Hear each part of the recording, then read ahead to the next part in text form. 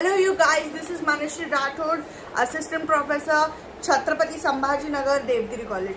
So I have brought a series for you guys since these are the last days of your preparations and we want you to score more and qualify this exam. That's why I have brought free rapid revision of contemporary critics, in which I have included 10 of the critics in part 1 and we will have part 2. If you comment down below for part 2, I will show you more 10 critics. So let us start and dive into video right now. Always keep a pen and paper with you while I am explaining you, because this is a rapid revision. So I am going to take you through all the specific writers, the 10 writers, very fast. So keep a pen and paper with you. So first is M.H. Abrahams, and his birth date is 1912 to 2015. Now his important works are, he is first of all American critic and philosopher, which you keep in mind. He has edited Northern Anthology, and then he has wrote Milk of Paradise 1970, this work, and he has also wrote another work which is very important and famous, The Mirror and the Lamp, which is romantic. Okay, and he has, in The Mirror and the Lamp, he has also given romantic theory and critical tradition. Okay, and this work was published in 1953. And then another is Behaviorism and Deconstruction. Okay, he has talked about this. So this you keep in mind while studying M.H. Abrahams. Okay, A, American literary critic, philosopher. B, Northern Anthology, he has edited this work. Then The Milk of Paradise 1970. Then The Mirror and the Lamp, which is romantic theory and critical tradition in 1953. Okay. Theory, behaviorism and deconstruction. So you keep this in mind, and we have completed one of a writer. Second is Theodor Adorno, who was born on 1903 to 1969, which I have mentioned here. Okay. He is a German philosopher and a theorist and critic. Okay, he is a leading figure of Frankfurt School. अब जब मैं बोलती हूँ कि ये जो है leading figure है फ्रैंकफर्ट स्कूल का, तो तुमने फटाफट से गूगल कर लेना है और फ्रैंकफर्ट स्कूल के कितने सारे मेंबर्स है ये देख लेना है और बुक में नोट डाउन कर लेना है.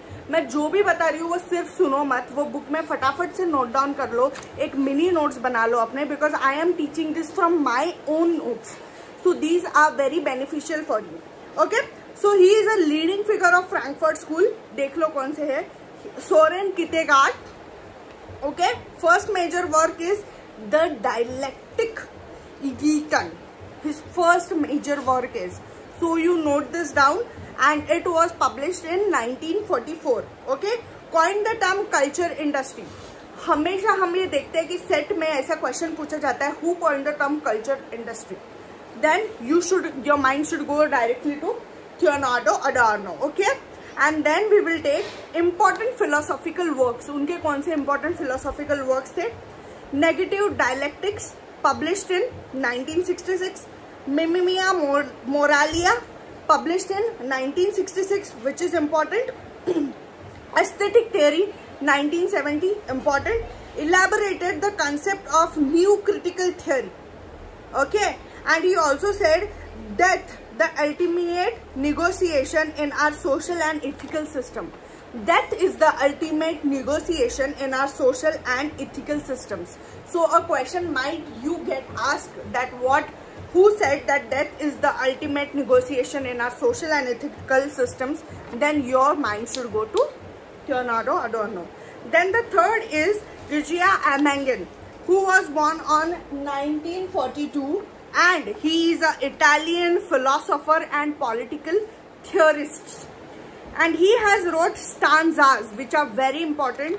In 1977, he rereads the concept of Freud and Saussure and develops a theory of phantoms. Very, very, very, very important. Write it.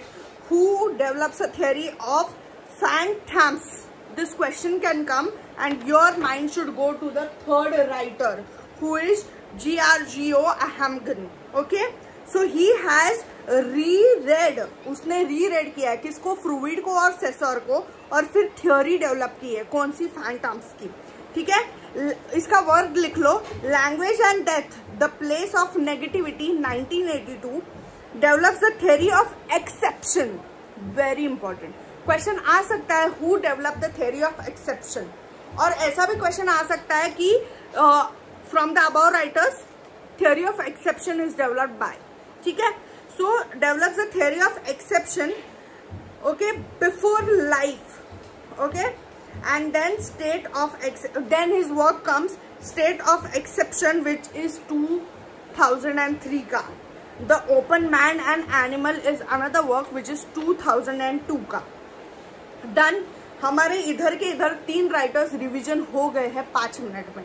So whenever you feel like revising, you can come back to this video and revise your contemporary critics. I have made it easy for you. Fourth one is Louis Althusser. Okay, birth date है 1918 से लेके 1990 तक जिंदा था. French Marxist philosopher. ठीक है, structuralist Marxism developed by him. Structuralist Marxism developed by him. Structuralism is developed by Ferdinand de Saussure. Structuralist Marxism is developed by Louis Althusser.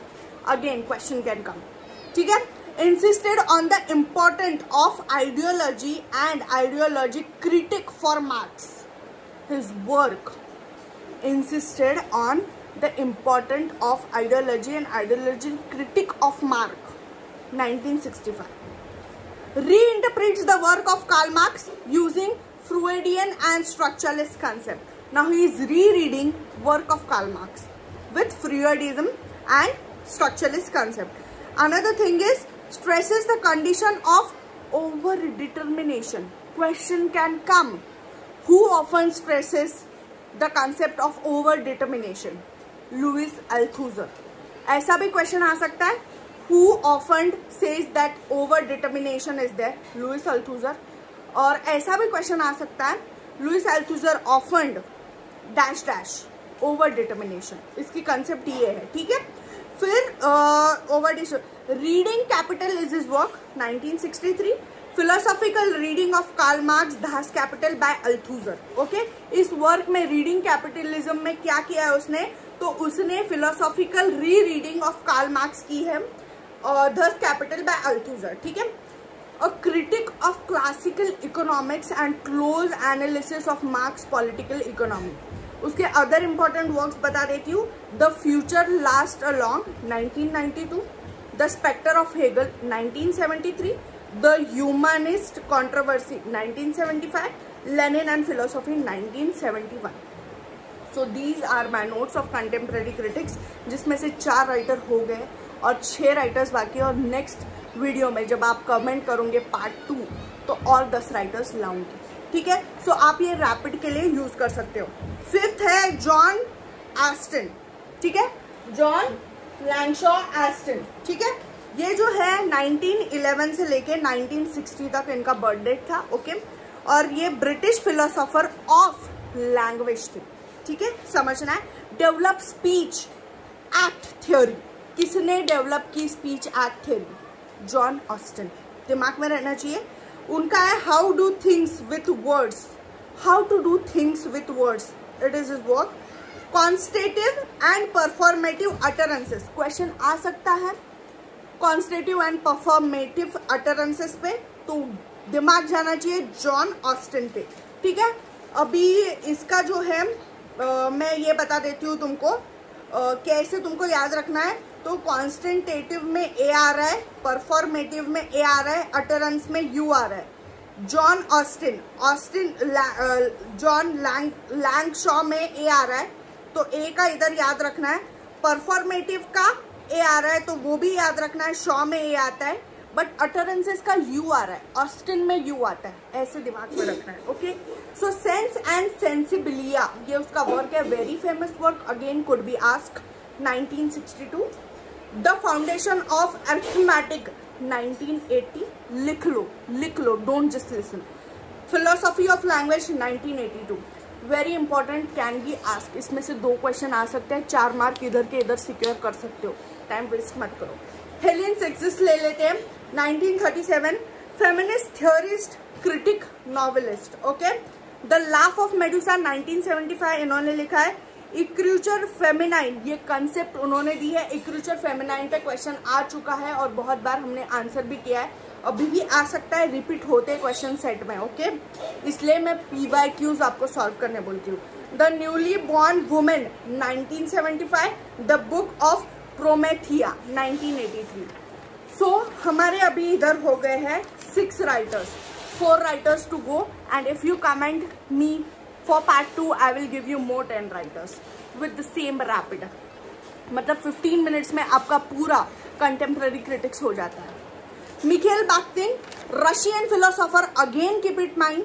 Okay, critics scholar, he is known as critic scholar, and he has written towards a philosophy of act 1921, जिसमें उन्होंने 4 parts में लिखा है। First part deals with performed act actual world. ठीक है, तो हमें क्या समझना है कि मिखेल बाख्तिन रशियन फिलोसोफर है, ठीक है, towards a philosophy of act 1921 ये वर्क है उसका। ठीक है, इसमें उन्होंने 4 पार्ट्स लिखे। फर्स्ट पार्ट में क्या लिखा है? परफॉर्म्ड एक्ट, मतलब क्या? Actual world. हम क्या है? हम आर्टिस्ट हैं, हम हमारा रोल प्ले कर रहे हैं। परफॉर्म्ड एक्ट, हमको जो जो परफॉर्म करने बोला हमारे मम्मी पापा ने, हमारे सोसाइटी में, हम वो प्ले कर रहे हैं। तो ये क्या है? वर्ड्स एक्ट, ऐसे दिमाग में रखो।